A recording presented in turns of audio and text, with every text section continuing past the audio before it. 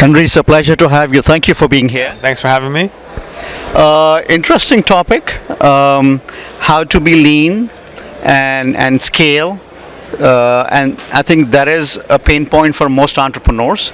But now the difference is you have AI to leverage that. Exactly. So let's start the conversation based on that thesis. Yeah, sounds great. Yeah, happy to share.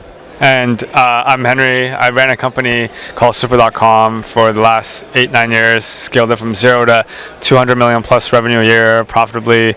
But in that journey, we had to hire hundreds of people to scale that company.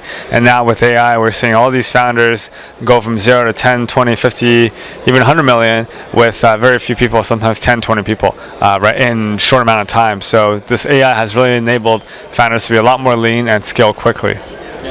So this goes beyond the mantra of saying just being lean and scaling, but some fundamentals you can talk about. Sure. I think it's really thinking about building companies in an native, AI first fashion. So every problem you encounter, you think automation first, AI first, instead of throwing more bodies at the problem. And also it's about hiring specialist talent. So really picking the top 1% of talent and leveraging them as much as possible with AI so you can get the most amount of leverage and scale.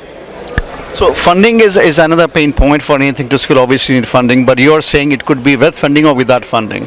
So can you please elaborate on that? Yeah, sure. I mean, the funding, historically, you had to raise lots of money because you need to hire people to build this product, to get to market, and then scale it. And then so it would be very capital intensive. But now with AI, you can build a product with very few engineers, oftentimes even if you're not technical, using AI coding. You can get to market. There's a lot more market pull for these solutions. They're able to grow quickly. You can charge more, outcome-based pricing, higher ACVs. So all these factors combined make it such that you can go from 0 to 10, 20, 30 million with very little funding, often bootstrapped. And that changes the dynamic in terms of how you can start a company, what is the need of capital. So I've been doing a lot of writing and research around this with different forms of company building, fundraising, C-strapping, and really enabling more entrepreneurs to build successful companies. I would like you to expand on the GTM. Because that is the toughest one once you build the product. Yeah, of course. Yeah, distribution is still hard.